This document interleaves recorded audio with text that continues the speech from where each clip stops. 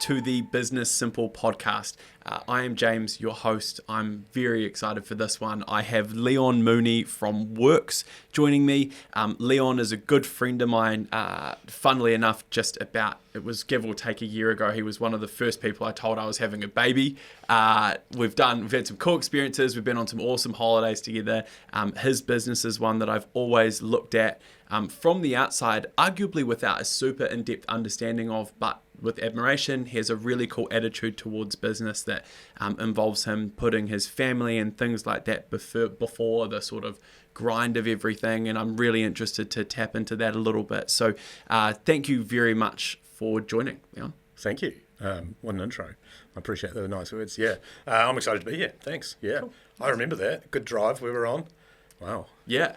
That was about a year ago. Yeah. About a year ago. Yeah. It was end of November. Crikey. Here we are. That was a good weekend. It's a really good weekend. Cool. Hey, look, so I suppose probably the purpose of this podcast is really just to try to give people who want to learn something or want some insight into how people operate, how they think, what their stories are, and how they've gotten to where they've gotten. And something that I'm really trying to focus on with it is to bring in different guests that view things differently to offer a lot of different perspectives on the same sort of thing. A really cool place to start, I think, with you is probably from the start. How does someone wind up in co-working? Was it a background of property? Like, what's your sort of story with starting Works? Yeah, nice. First of all, I've listened to all of the podcast episodes, and I think you're the range of industries and like the people you've had are giving good, unique viewpoints. So good work.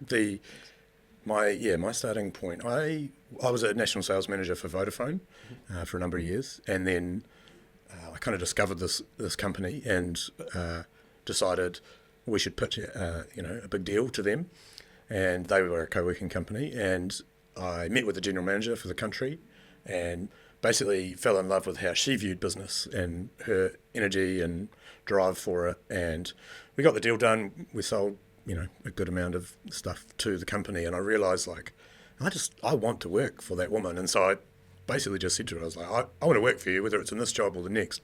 I really like your style. And she said, well, funnily enough, we're about to open a Christchurch, branch. Are you interested?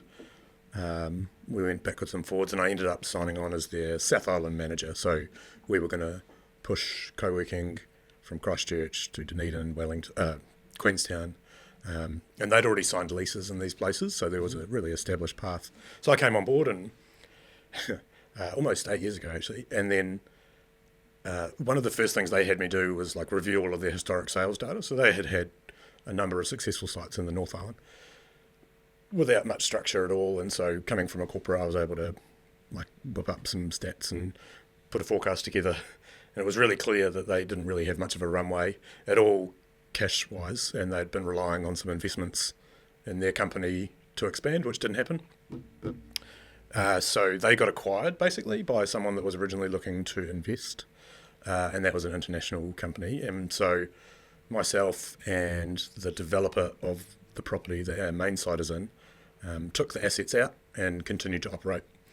And then so how did I get into co-working? Probably by accident. Yeah. A fun ride into it. Yeah. And then during COVID, those developers, they live in Auckland, and no disrespect to them, they were like, we're done with Christchurch, let's just wind it up, sell the assets, put the company into liquidation, cancel the lease, get out. And I was like, well, I kind of like my job, and with the world maybe ending, it felt like the right time for a gamble. And so we bought the assets, for what we could scrape together during COVID. I think I sold my car, my wife's car. You hustle and get. I think I sold a PC, a PlayStation. I literally all our saving, everything. And so, we did that, and we traded our way back afterwards. And so since then, we've got 2 more sites.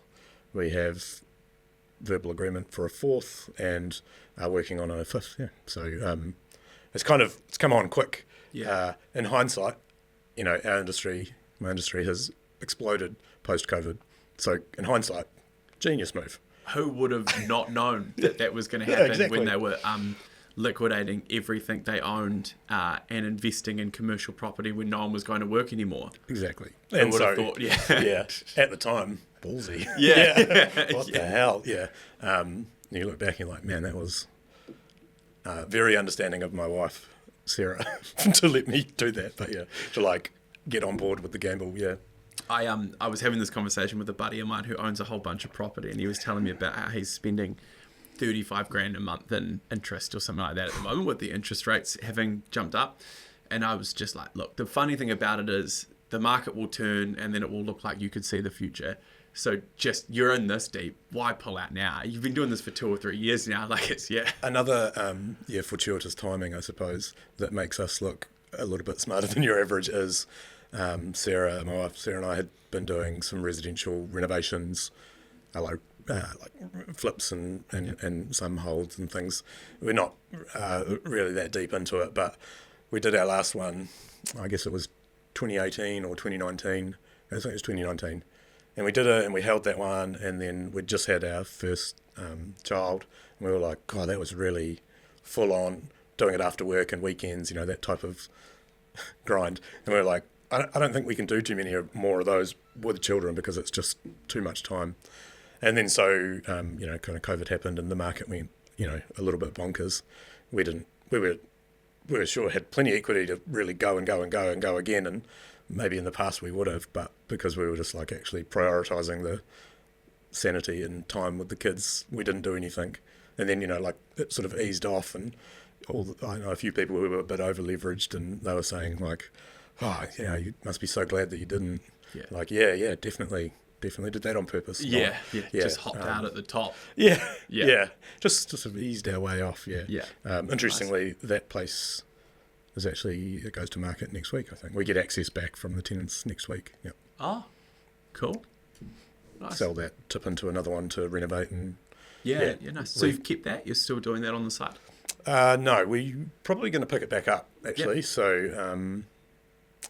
We have a few still, and we're going to use the capital out of that to refresh the others, take them to market, and then see where we stand equity wise. And my wife, woman of many talents, was a pharmacist, was also a qualified interior designer, so she really enjoys the organising, the act of doing, the renovation, etc. Yeah, cool. Nice. I like sort of listing it. Yeah. And getting rid of it. Yeah. Yes, it's a good combo. You've got someone covering everything off. Yeah, that's right. Nice. Yeah, nice. Cool. So obviously your, co-working overarchingly has been growing, and it's an industry that's becoming more and more and more popular. But from the outside looking in, at least, it appears that Works is growing at a rate that is higher than the market, and that you're innovating and pushing the boundaries of what's happening, especially locally here in Christchurch. What is it that you put that down to? Yeah, I think that's partially right. I wouldn't say we're innovating. I actually think what we're doing is sticking in our lane and just trying to master and deliver really well on some basics. Yeah, I think a lot of first of all, co-working is what we do like full time. That's what we're dedicated to, or at least that company. And a lot of spaces are either corporate, and that's what they do, but it's still got that very corporate feel. And that's great if you fit inside their customer, like that box that they service, then that's awesome. They're a really good product. That's not me. And then you've got the people who have, like a business, and then they buy or they lease a larger office than they need, and they just think, this co-working thing's pretty easy, pretty good from the outside. I'll create a co-working space and sell off the space. So they always, I don't say always, in my experience, a lot of them run into issues, the stuff that we deal with professionally, that they hate because it takes focus away from their main business.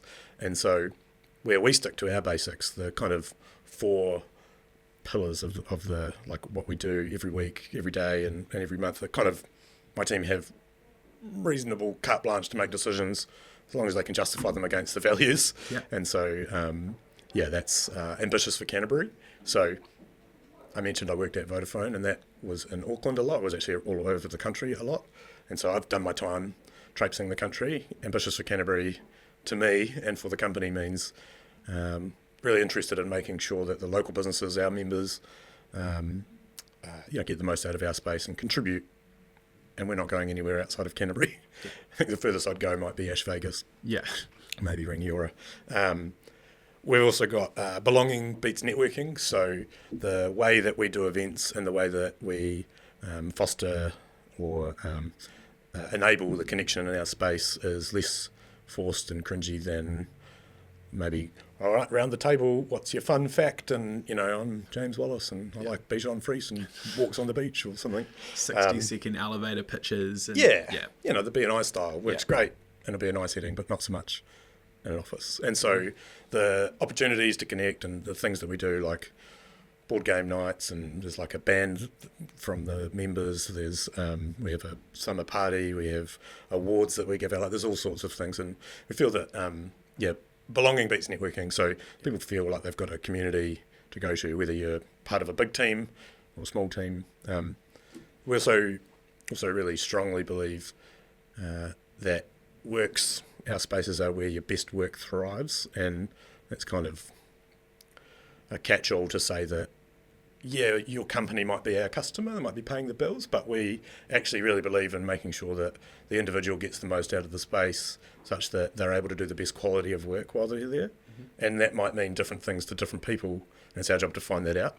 So recently we had someone who, they work for a big company, and they have 4 or 5 people working in a team remote in our space, and one of the people on that team was asking a lot of questions about our sustainability policy that we have and what work we're doing. So we're actually on I think it's called carbon zero journey or something. So we're looking to get certified as carbon zero, or even net carbon positive in the future, but walk before you can run. And then so we were able to walk this person through what we're doing and how we're doing it and how we make those decisions. And we ended up actually even looping that person in on a meeting with the people that are going to certify us. And they, to my mind, feel really engaged and happy, and hopefully they feel really great about being there because they know that we care about what they care about, and so they'll be able to do the best quality of work. For other people, it might just be good coffee, but for some people, it's more, and it's our job to find out. We're really good at digging a layer deep. And the last one is hospitality, not real estate. So traditionally in commercial real estate, how much is it? What's the OPEX? Where's it located? What's the fit out? Okay, 5 years, 3 years, whatever, 3% CPI increases, whatever. We can do, first of all, we only do short-term leases, but then, or short-term memberships, 1 month notice. But it's really about, it's like that hotel experience, or even like a bar experience. It's a lot more about the personal touch than it is about desks and Wi-Fi and stuff like that.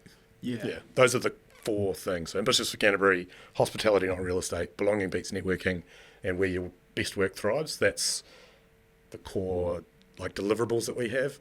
And so, from that we've grown. We've got almost 400 members now, which is wild considering I think we had 116 after COVID. Yeah, that's wild. It's been a ride.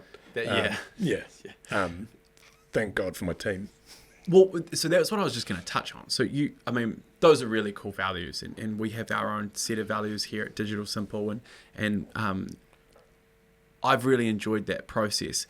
Trying to keep, I like the way yours is structured, and I can tell that it's been collaborative. How did you introduce that concept to the team? Did you create the values and deliver them to them? Did they help you come up with them? How did that work? Yeah, good question. I've worked with particularly 2 of my team. They've been with me about 6 years, and so they know how my brain works a little bit, and I can get big vision-y and or stuck in the weeds, and they're both really good at being able to tweak the direction a little bit, and so definitely collaborative. I definitely had the idea. We were able to work on the nuance to the phrasing together, but ultimately they help shape it. Absolutely. Because if I'm not there, like today, they're the ones that are delivering this, and so can you imagine trying to make people live a set of values that They don't believe it. Yeah, that'd be horrible. As a minimum, they're just not going to. No. Like, that's your best case scenario, Yeah. as opposed to full-blown revolting. As a minimum, they're just not Mutiny. going to. Yeah. So, it's Karen. Karen, have you got something? I was just going to say I might turn up and someone will have spray painted not works or don't works. Yeah. There's all sorts of doesn't- low-hanging fruit. Doesn't works. So you mentioned not there today, and it's Friday. Yeah. Can you talk to me about your work week and how it's structured and why it's structured that way? Bold of you to assume I have good structure or structure. Structure. Yeah.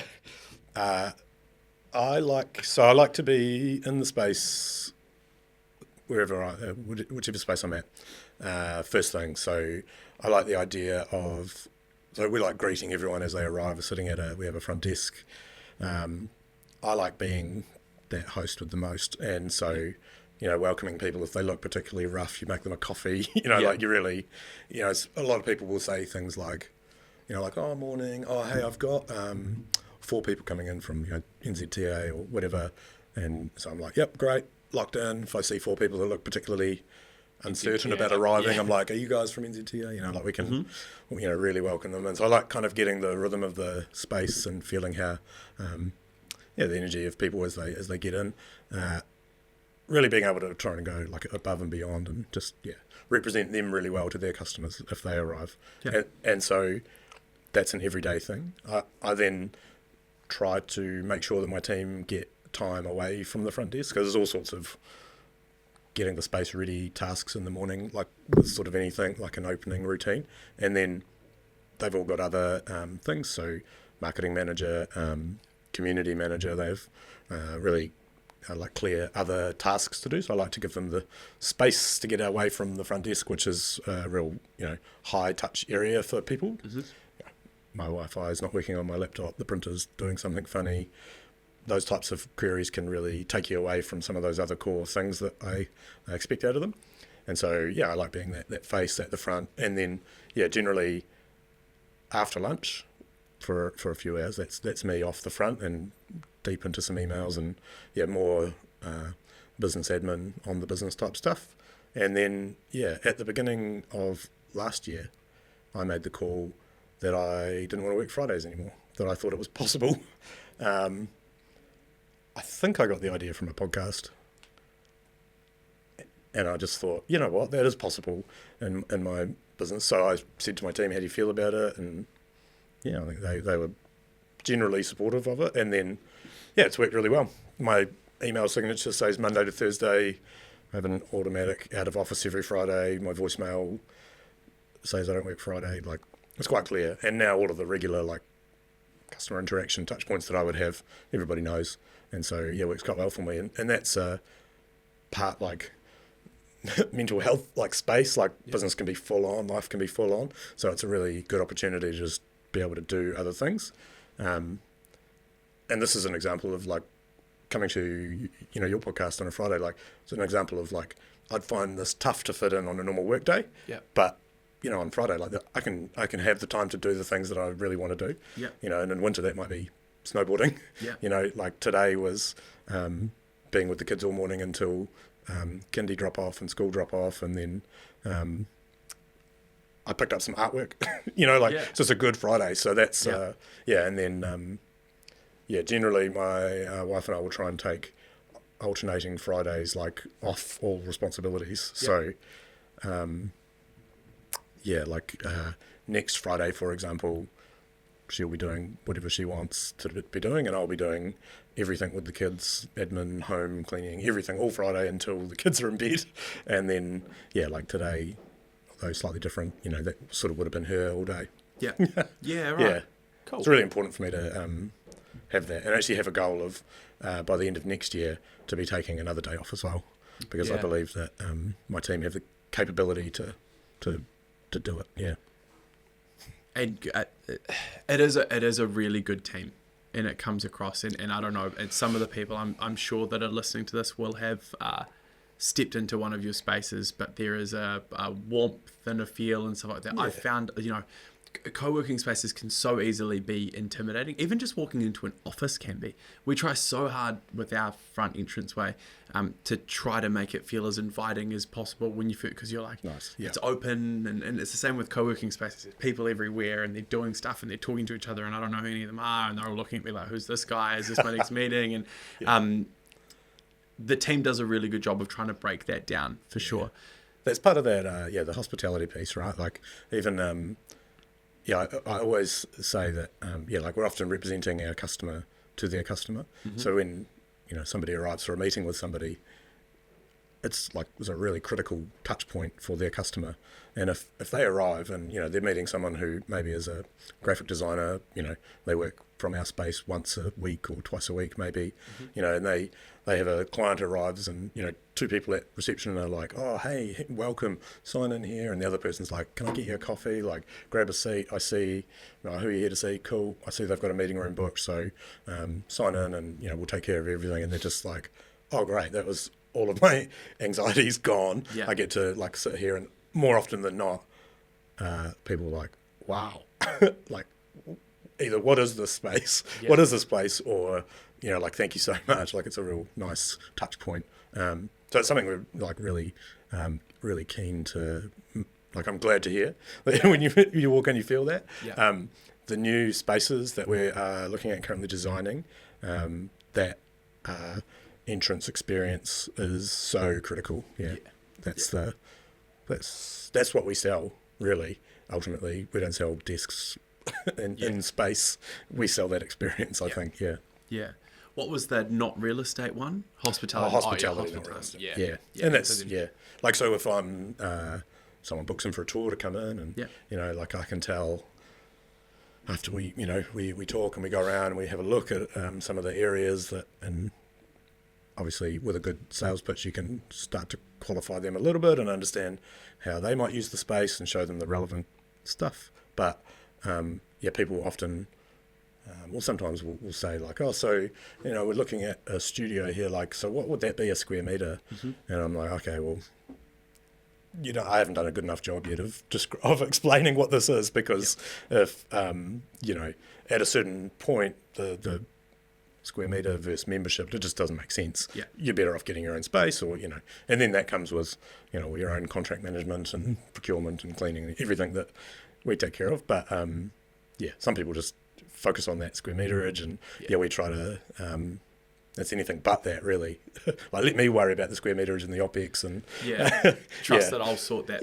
And just turn up. And we only ask her for a 30-day commitment. So if we say look, if it's not for you, that's cool. It's not for everyone, but you can leave with really not much worry. Yeah. Which is so rare in commercial, right?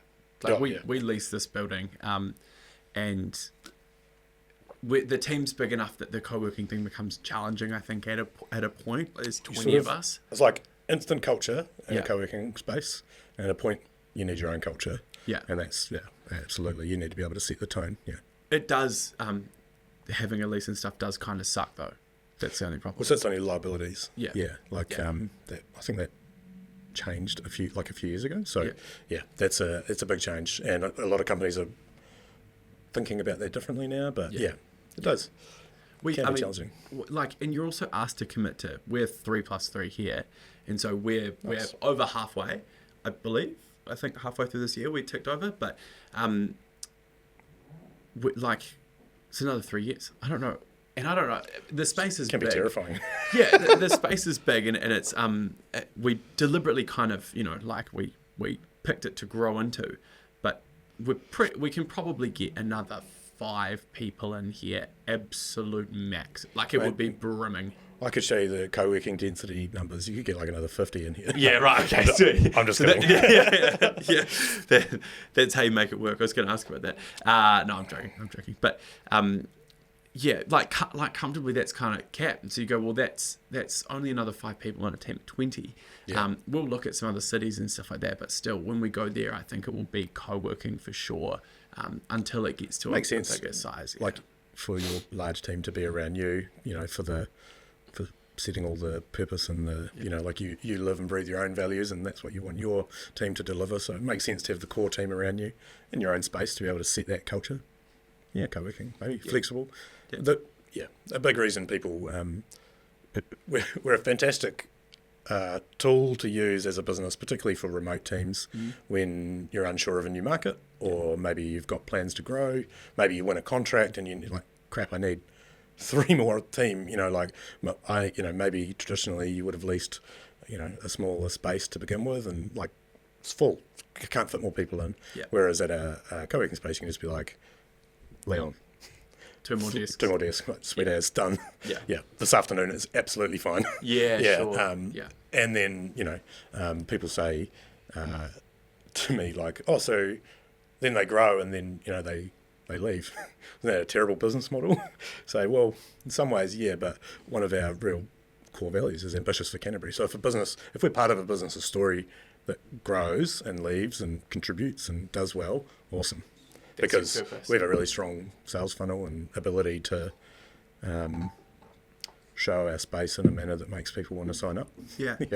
Yeah. And I think that I talked to someone about this in an episode earlier today, but that I think comes across a lot in sales when you don't desperately need we don't desperately need it. I really like the ending of we have a pattern that we take for our tours, and I really like it at the end, and I say like, what's really great about you having booked through the website, booked this tour, is that it will automatically send you a link. You can book a trial day for free, and you can decide. And they're like, like almost people are expecting the sort of sign here type. Yeah. Maybe you get that from other spaces, but you certainly get that from a lot of industries.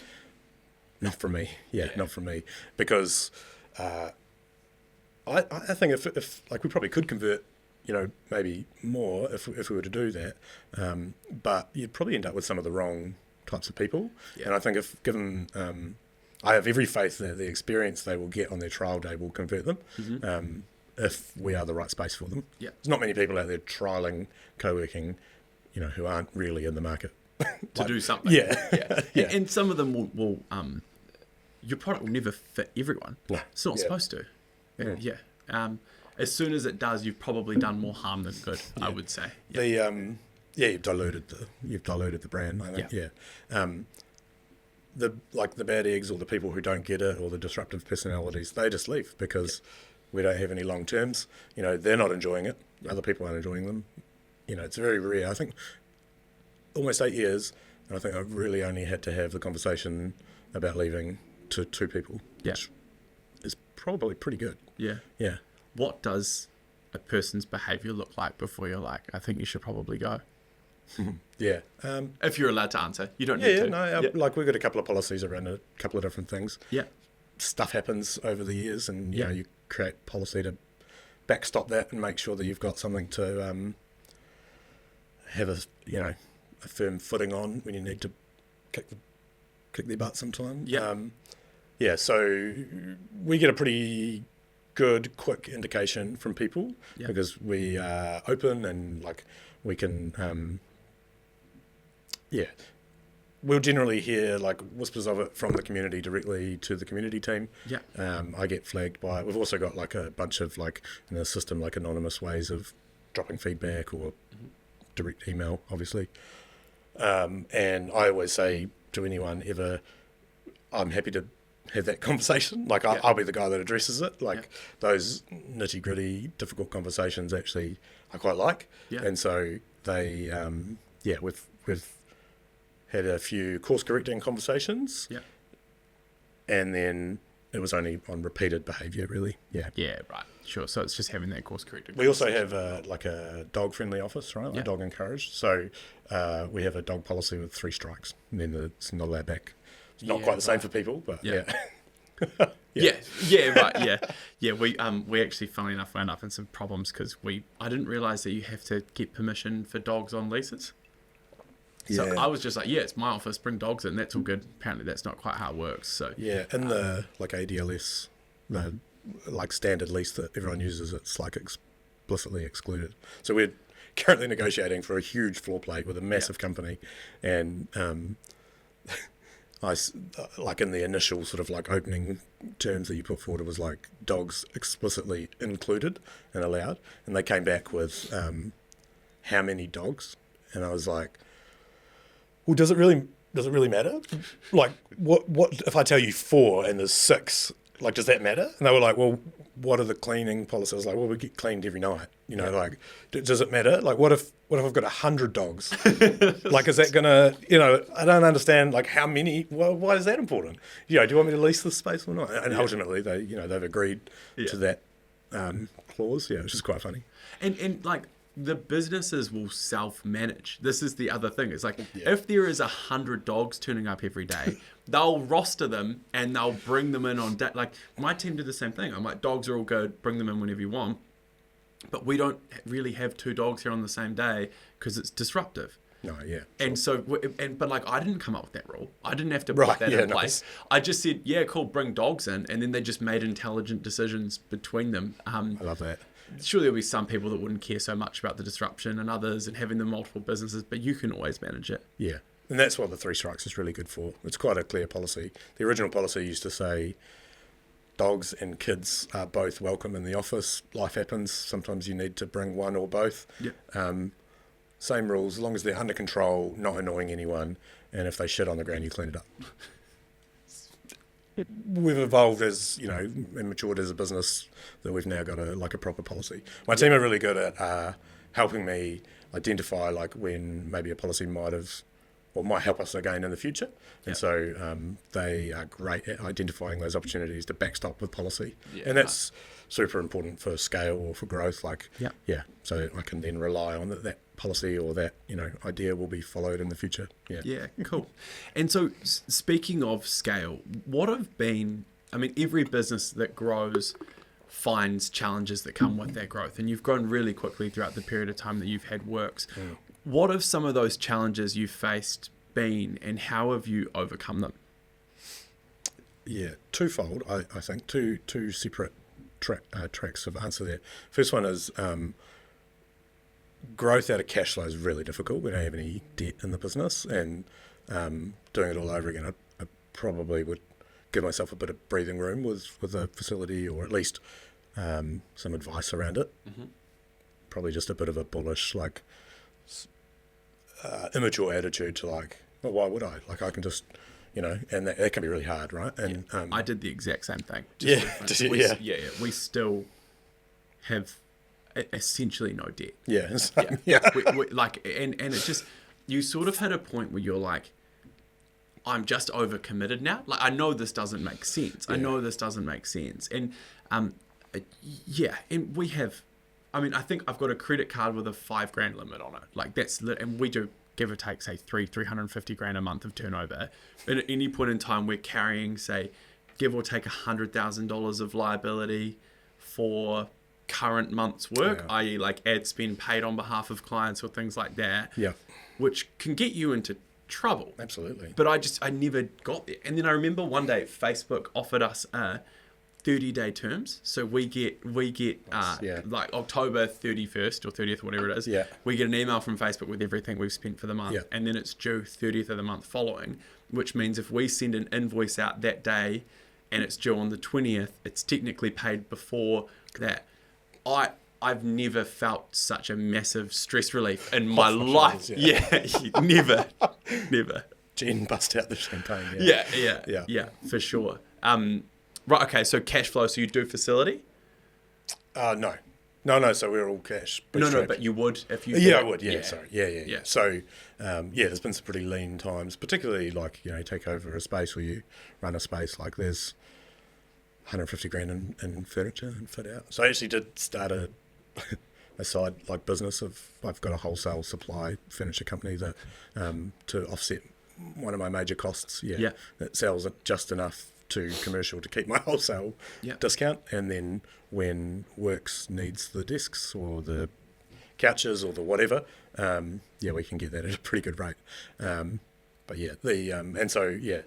that and then also the other tract that's really difficult in growth that I found, it's probably, I have seen it multiple times with multiple companies where the owner can't let go of tasks that are maybe not critical for them to be doing. So trusting your team, I definitely have an amazing team, and I could have trusted them earlier with the things that A, they're doing now, but B, the things that we're working towards.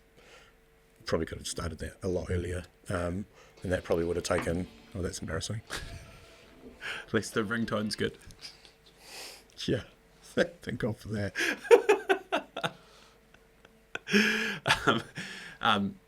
So trusting the team earlier. Yeah, I think I see it a lot, like hampering growth as an owner, hanging on to these tasks and doing a shit job of many of them rather than properly delegating and appropriately training and giving trust, etc., to team members. It was 100% my experience. Yeah, and it was, to be honest with you, it was all, I've reflected on a lot, and it was all driven based off ego, because in my head I was like, I've taken this thing from nothing to something really quickly based off my decision making and my ability to make quick calls and to push boundaries and for us to go fast. And I couldn't get my head around the fact that that's good that got you here, but in order to go to the next step, the playbook's completely different. Totally It's opposite. And so I got to 16 staff, and I did this diagram up of it. This wasn't that long ago. It was embarrassingly close to where we are right now. So I'm not even going to tell you how long ago it was. This morning. But yeah, sometime around lunchtime. But I did this diagram up, and I essentially had 14 direct reports through the course of this. And there were some people that were arguably with direct reports that I wasn't really managing, that were kind of being like managed informally by other people, and essentially I just became this monstrous bottleneck. And I've also had this like, I'll fix it mentality, and to be fair, probably having a baby was the thing that leveled this out for me the most. But I was telling a story earlier where we had, end of last year, 2 account managers leave, and we had 2 account managers, right? So we had give or take 70 or 80 accounts live at one point in time. And I came back and I was just like, I'm just going to manage all of them.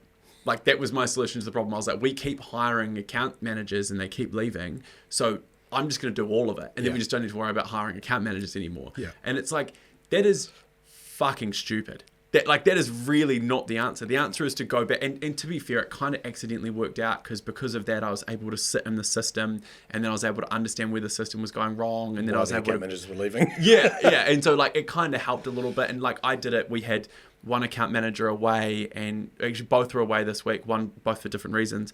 And so me and my sales manager did their job on Monday. Yeah. And then at the end of the day on Monday, we were like, this system sucks. We are going to change it, because we're in, but also getting out of their way, like, that's the most important. You can't do it all. You can't do it all. No. Yeah.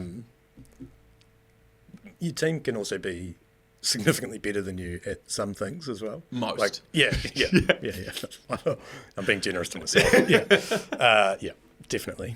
I think my team are funnier and better put together humans than I am. But here I am. It's amazing. I admire the people like yourself, who have a company that produces things and does important stuff, whereas all I have is an office and a personality. I think sometimes I just wonder, like, man, what if I have a bad day? Is the business going to tank? But thankfully, so far that's not the case. The team are on board, living the values. It's great. Yeah, nice.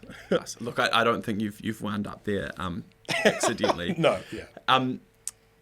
So I got a question, because for me personally, I don't feel like I have enough hours in the day with 5 days a week. How do you manage to balance you've done a great job with 3 spaces, looking at number 4 and 5, you're in grow mode, you're doing those sorts of things. Everyone who's growing knows how hard that is to do.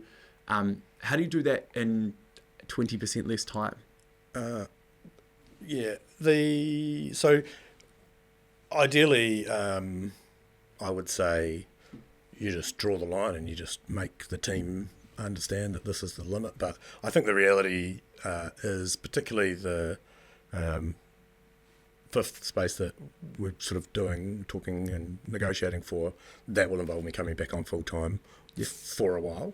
I would anticipate no more than a year, which is why I mentioned the second day off a week. Yeah. And that will be the carrot for me to really go as hard as I can, and deliver as much as we possibly can as a team, and then that Friday will stay the day for like family things and alternating ski in the winter, and then maybe if it's a Thursday or something, like I would like to explore other things, maybe just get maybe a little bit more involved with Sarah wants to do a few more renovations and things like that, so explore other things. Cool.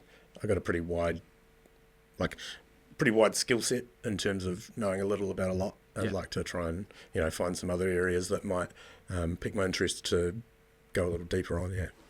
I would argue that you probably know a lot about a lot. You're one of those people that just has unreasonable amounts of information. I've only got one or two other buddies that are like that, where you just ask them something, they're like, oh yeah, did you know? And you're like, how do you retain that? Where does that sit? No idea. Yes. Yeah. Nice. And how's being family orientated, obviously that's come up a number of times in this, how's that influenced the way that you run your business? Yeah, that's a good question. That's one of my favourite questions to get. So I have 2 children, and it's so cheesy when people say like, oh, the family's everything. Like, we get it. You love your family. Come on. Everybody does. But I used to be a really good performer at Vodafone in my career, and they're really structured in their goal setting and development and stuff. And I used to set 3 goals a year. And for, I think it was 3 years in a row, I got all 3, and I was like, yeah, cool. I guess I'm the fucking man. I don't know what I was thinking. But we had our daughter, and I realised pretty quickly afterwards, I don't know if there was a particular moment, but we definitely were in part ownership of the business at the time. And it was like, oh, year by year goals. What's that about? Like, I need to be thinking 25 years down the line to be able to secure intergenerational health, prosperity. This needs to be this is so much bigger than a yearly goal. And so since then we've had a wee boy and a girl, and it's like every single time you sort of have one of those moments where you zoom out and you're like, wow, this is a great little family moment or whatever. That's super motivating. That's like, okay, that's the reason why. I don't need them. A lot of people have the written on the wall goals and things like that. I dabbled with that, years ago. It's kind of just built in. I guess maybe I was just always destined and built to be a dad. I didn't realize how much I would love it, but I guess my sense of humor in my body finally makes sense. Dad's sense of humor, it's all come home to roost. Yeah. That's a terrible line, isn't it? Yeah.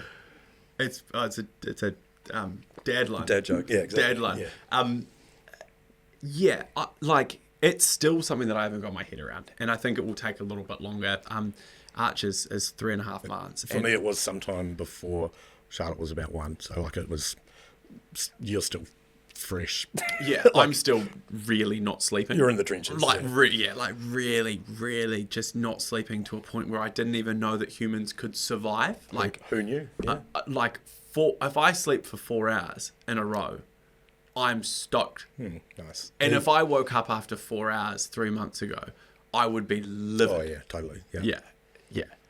I know that this is a very high-tech podcast studio, but obviously it doubles as your nap room. No. Yeah. That's actually exactly what I use it for. That's what all the acoustic panelling's for. So they don't hear you snoring. Yeah. The bonus is that the audio sounds all right in here. But do you know, I actually had a plan if we have a Chubb safe in this office, and I actually have a plan to turn that into a quiet room, because you can essentially make it completely pitch black, and we could cover the walls and panels so you couldn't hear anything.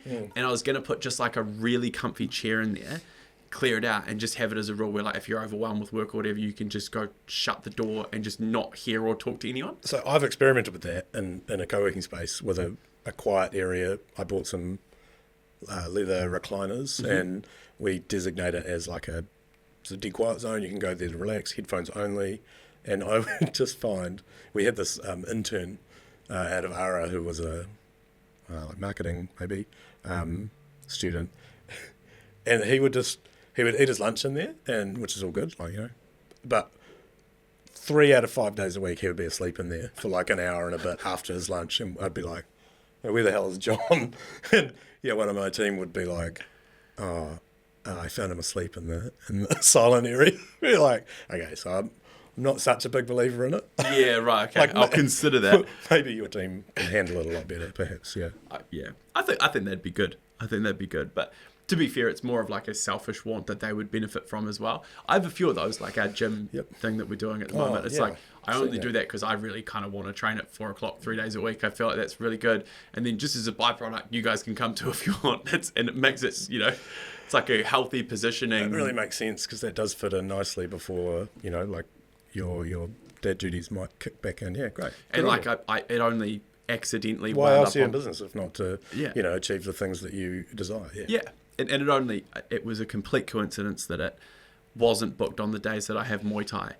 So that just like those days just made more Remarkable. sense. Yeah. And how about that? And like I anyway. Jen Really, you're still getting beaten up a few times a week. That's amazing. Oh, it's harder. It's harder now than it was. I was going to do a fight, but I don't think I'll do a fight anymore. Well, maybe mid next year. I've sort of had like preliminary approval from the board, being Jen, to look at something mid next year. But I probably do 2 to 3 sessions a week. Cool. But I was 5 to 6. So it's and I found So if anyone's really looking for an easy opponent middle of next year, James is undertrained. Yeah, undertrained. Mid 70s, I reckon I could make. Yeah, I'm your guy. Great, I love that. What changes do you see in the co-working industry over the next few years? I think the really big trend that's already started, which I think will continue and probably be the one that people talk about, is businesses coming to the end of their lease and, where appropriate, reimagining or rethinking their floor plate. Already on average, if you look at like worldwide commercial real estate trends, big like A-grade companies are taking on average, I think I saw 15% less floor plate. Mm-hmm. And so that's freeing up a lot of like real estate in these buildings, and landlords are sort of worried about that. And so you're going to start to see a lot of co-working operators or hospitality focused operators deliver end of trip and whole building facilities. So Commercial Bay in Auckland, the development there is really the only version of that in New Zealand so far, I think. But if you look at even as close as Melbourne, Sydney, they have an incredible lobby in a big building.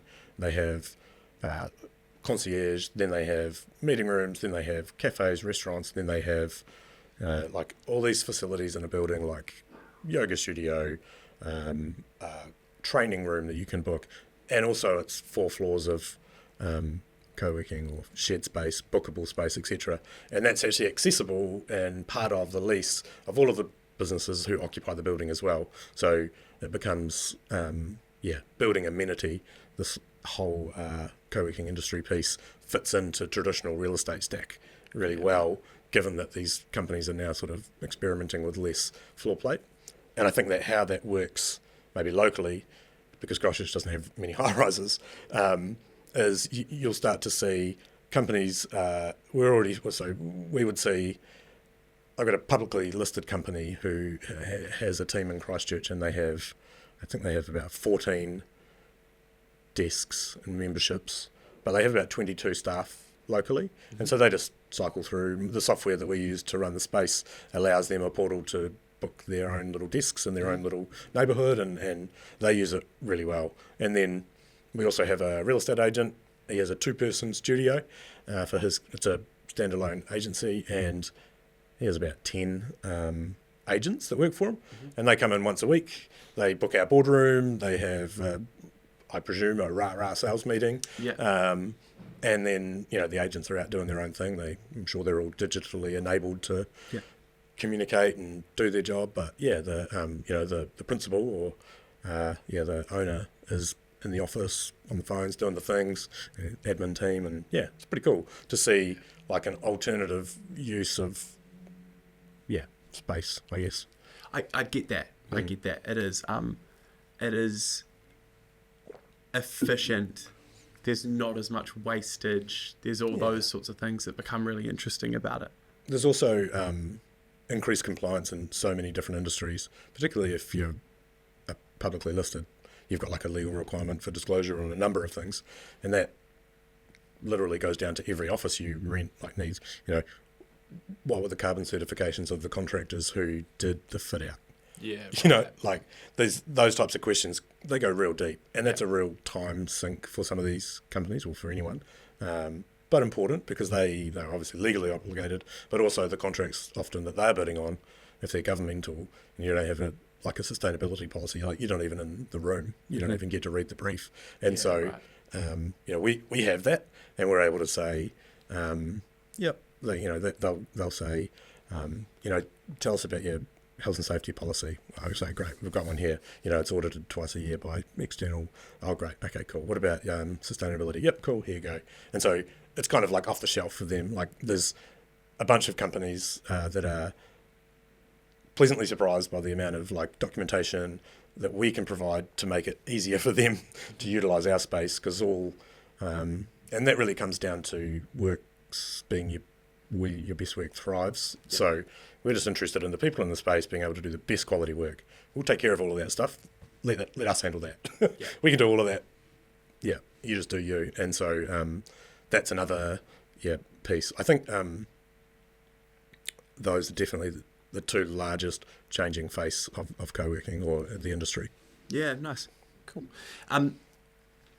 If you were talking to someone who was thinking about stepping into the co-working space, what would be the number one piece of advice you'd give them? As a owner starting a new one? Yeah. I find an existing operator and buddy up with them. So I, in the same way, like you could read a recipe, but it doesn't mean you can be a chef, right? And so I think our industry should grow rather than compete. And so I'm really open with our like policies and some of the gotchas that I learned along the way. So my advice would be, if you're starting a co-working space, reach out to the people who you think are doing a good job. Australia, New Zealand, our markets are fairly similar, and ask them. I think they're all pretty open and pretty honest. Like everybody really is quite positive about the industry. In fact, even last night, there's a space opening soon. It's not quite in my industry, but it's not a million miles away from being similar. And the people setting that up sent me a message on LinkedIn asking me about operating software and stuff like that. Yeah. And I had heaps to say about it. I said, in fact, and if you do go down that route, I'd like to come and like see the setup, and if not, you guys can come see, behind the curtains on our operation. Yeah, mm-hmm. I think collaborate. Yeah. Cool. Good. That's good advice. And there are a lot of. I've tried really hard to be open about my stuff as well, and whenever I've been asked things, I've had that many coffees and that many with other people who are starting agencies or doing things like that. I've tried really hard to be transparent. Yeah. I think my industry and yours may be the same and may not be the same. The issue I come to often is my perception of marketing or my perception of an agency's role and where they fit is so different from the market. Like I'm like, we are a small accessory to a business, and our job is to provide such a disproportionate level of value in comparison with what we charge that they can't get rid of us, and this is how we should operate. And so then someone comes in, they're like, I heard running an agency, it's real easy to just make 10 grand a month from your bedroom. And I'm like, it's not how it works. And then it becomes really hard to sort of help. Like that's a big anchor point to whereas I'd imagine co-working probably has a little bit. I don't know how regulated it is. Owning an agency is completely deregulated. Anyone with a computer can do it. But there's probably that like startup investment cost that at least manages it a little bit. Yeah.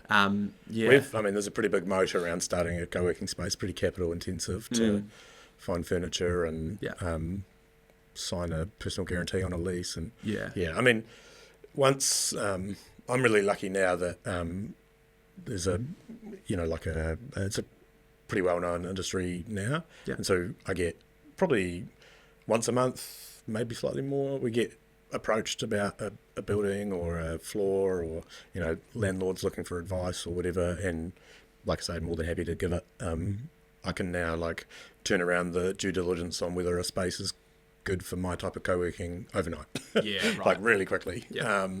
Probably even quicker if I can go there and stand in it. But yeah, the barrier to entry is pretty high.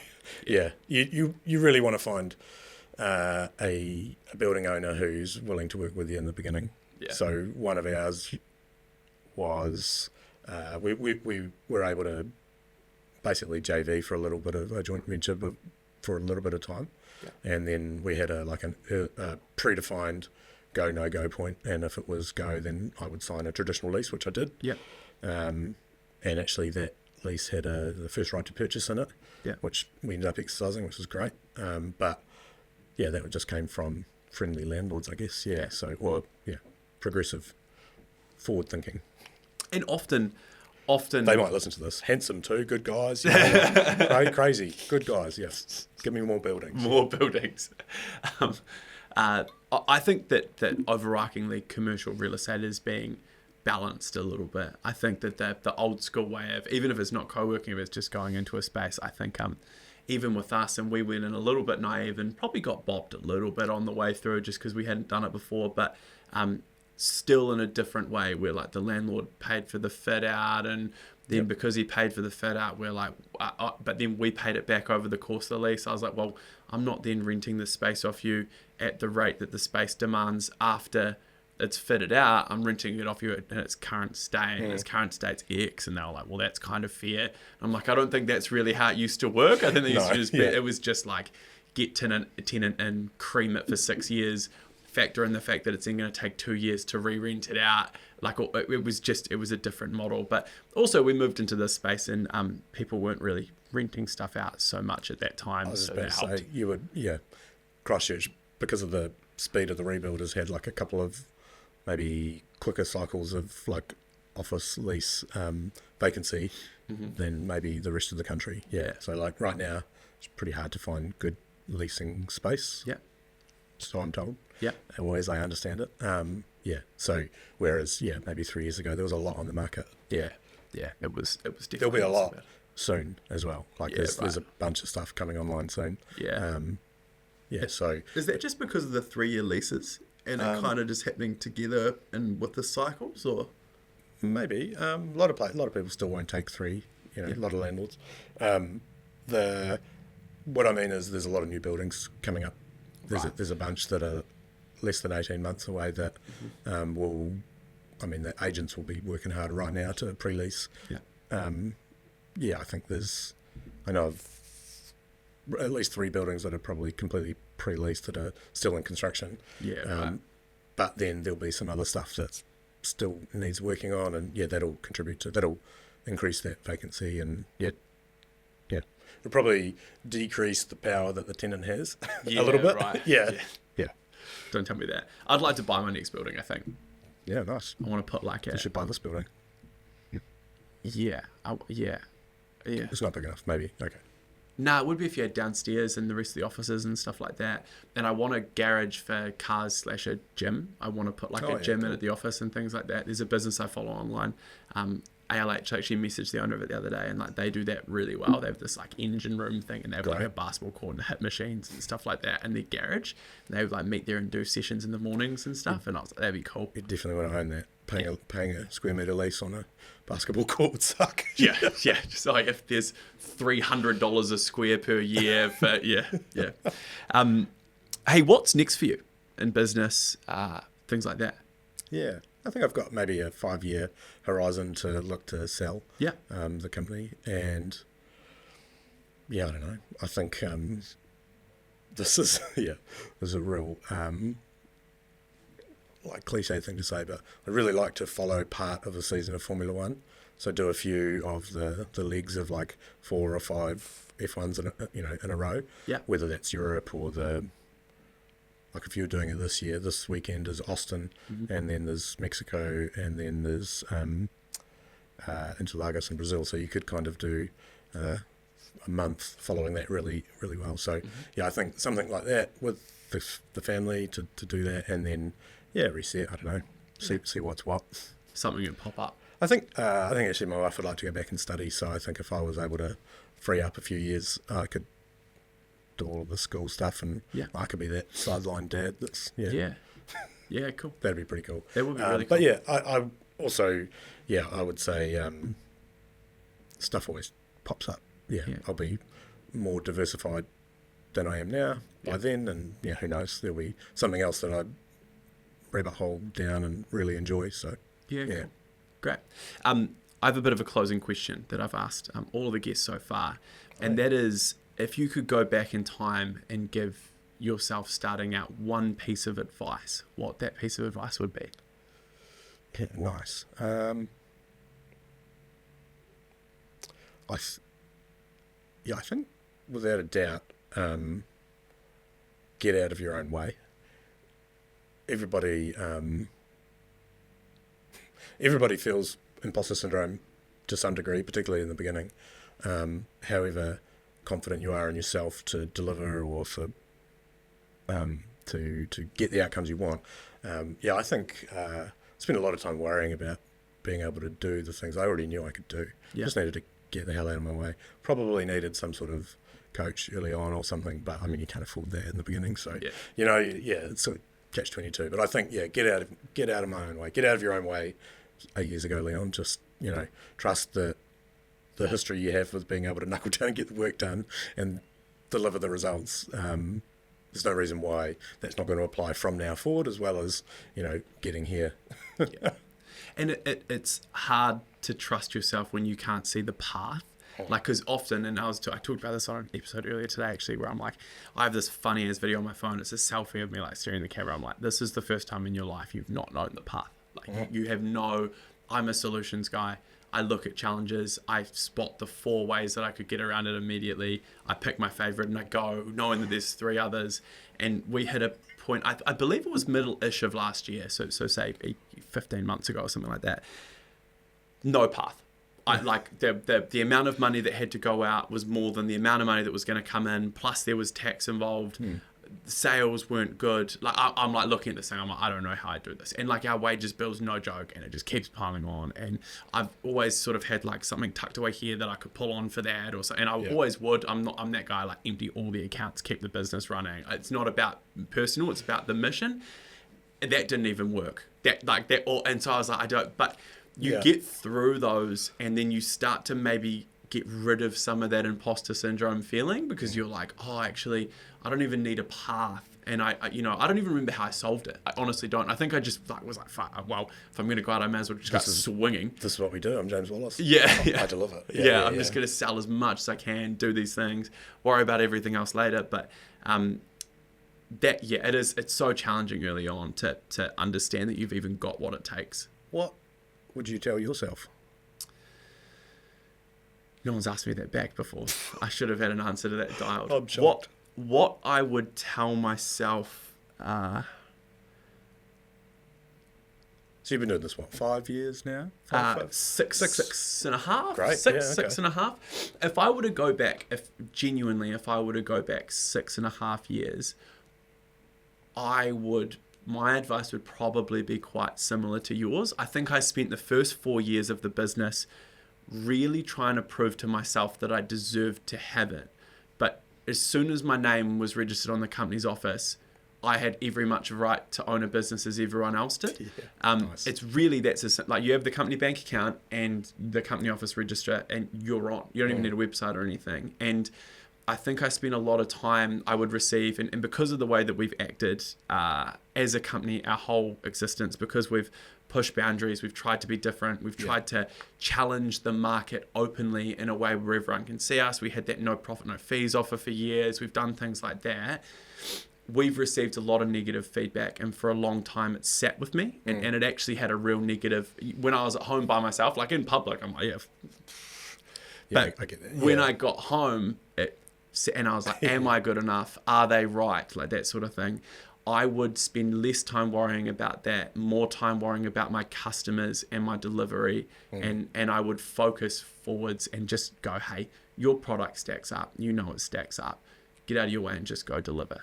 I think I maybe didn't suffer maybe as much with that, and I think solely probably because in those early days having kids, you'll have this from now going forward. None of that shit matters. Yeah. What matters is your boy and your partner. That's what matters.